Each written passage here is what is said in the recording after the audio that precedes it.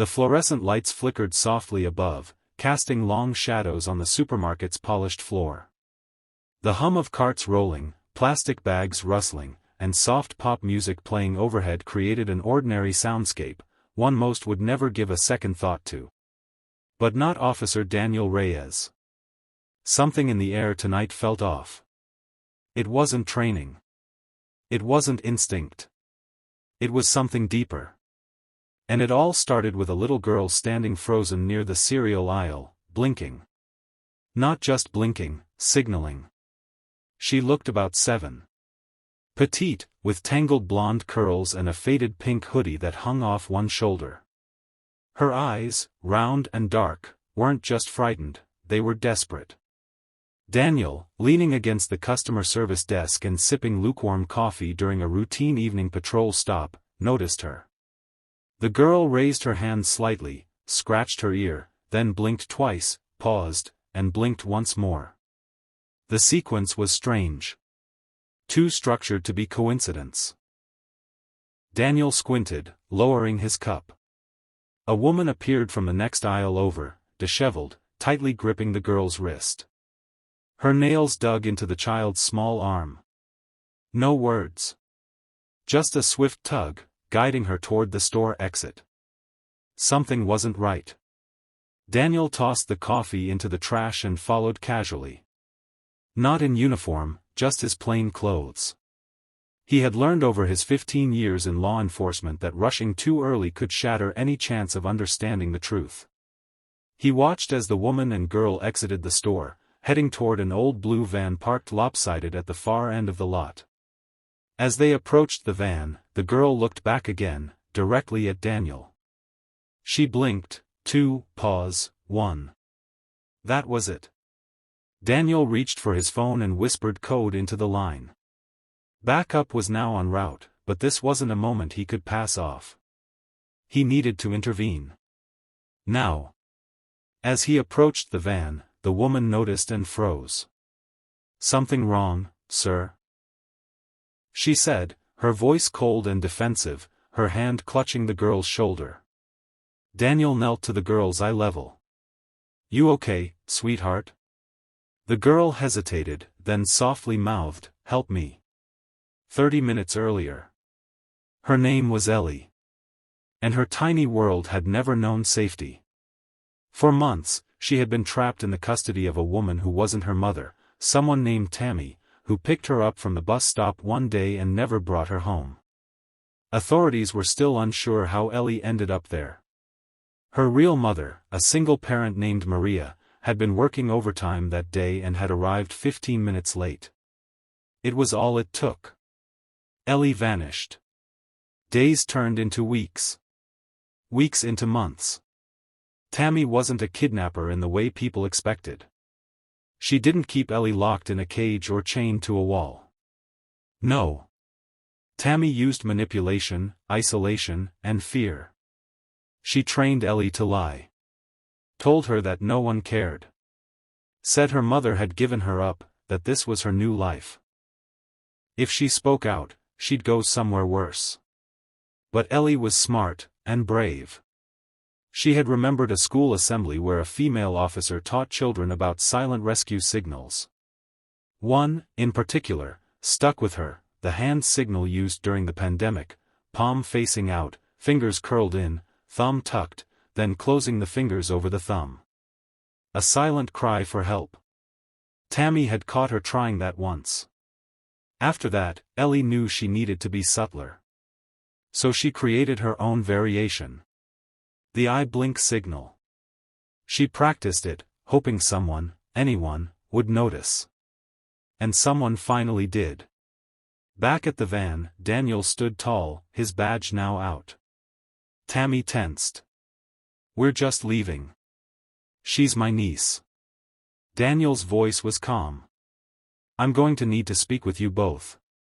You can stay right here while my partner arrives." Tammy's hand twitched toward the door handle, then darted. She shoved Ellie inside and climbed in after her, slamming the door and starting the ignition. Daniel reacted fast. He sprinted forward, throwing himself in front of the vehicle as tires screeched and spun against the pavement. The van skidded, and Tammy swerved, narrowly missing him. She didn't get far. 2 patrol cars blocked her path before she even reached the lot's exit. She was pulled from the vehicle moments later, screaming profanities as Ellie was carried safely into Daniel's arms. Tears streamed down her face. But for the first time, they were tears of relief. Challenge 1: Rebuilding Ellie's identity. The days following the rescue were both joyful and complicated. Maria had never stopped searching. When she saw Ellie for the first time in nearly 4 months, she collapsed to her knees.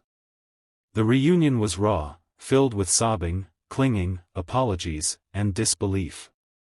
But the trauma Ellie had faced left scars. She flinched at loud noises. Slept with a nightlight. Didn't trust unfamiliar adults. Daniel visited often, bringing small gifts and talking to her gently about her strength. She looked up to him, called him Officer Danny, and slowly began to smile again. But she still had nightmares. Sometimes, she'd cry out in her sleep, believing Tammy had come back. With the help of therapy, Ellie began to open up. She drew pictures. First, of dark rooms. Then, of stars and butterflies. One drawing showed Daniel standing between her and a scary van, his arms outstretched like wings. She said softly, "You were like my shield." Challenge 2: The media storm. The story exploded. News anchors replayed the footage from the supermarket cameras, showing Ellie's signal, Daniel's reaction, and the dramatic van standoff. Reporters camped outside Maria's home. Talk shows asked to interview her. Internet conspiracy theorists tried spinning their own wild versions of events. Maria, overwhelmed and fiercely protective, refused to let her daughter be paraded around for views. But people didn't understand. Some called her ungrateful. Some accused her of negligence. Daniel sat with her one night, watching as she deleted hundreds of messages. "You don't owe them your story," he said. "You owe Ellie your peace." Maria looked at him, eyes red. "But the world thinks I lost her. Like I wasn't enough." "You never stopped searching," he replied. "You did everything you could. And she knows that." Challenge 3: Officer Reyes's own healing. What no one knew, not even Maria, was that Daniel Reyes had once lost a daughter, too. Her name was Chloe. A drunk driver took her from him 6 years ago. Since then, he'd buried himself in work, unable to move on, haunted by the question, what if I'd been there? Meeting Ellie reopened wounds he'd locked away. But it also gave him something else. Hope. For the first time, he felt like he saved someone. That in a world filled with loss and tragedy, he'd made a difference. At the department's annual awards ceremony, he was given a medal for bravery. Cameras flashed, officials applauded, but Daniel's eyes searched the crowd for one face. Ellie ran up to him after the ceremony, holding a paper badge she had drawn. "This one's for you," she whispered. Daniel knelt, voice cracking. "I'll wear it always." Epilogue: The Ripple Effect. Months later, a new program was introduced in the city's elementary schools, Silent Signals of Safety, teaching children how to discreetly ask for help. Ellie became the quiet face of the campaign, never publicly exposed, but always present in the message. Maria went on to volunteer with support groups for families of missing children. Daniel finally allowed himself to grieve his daughter and began mentoring young officers, reminding them that compassion saves lives just as much as courage. One afternoon, as Daniel was visiting Ellie and Maria for a weekend barbecue, Ellie tugged at his sleeve. "Officer Danny?" "Yeah, kiddo? Do you think angels send people down to help when we're in trouble?" Daniel looked down, smiled, and nodded. "Yeah. I think they do." She hugged him tightly. "Then I think Chloe sent you." Daniel's breath caught. He closed his eyes, feeling the sun warm his face and the girl's tiny arms around his neck.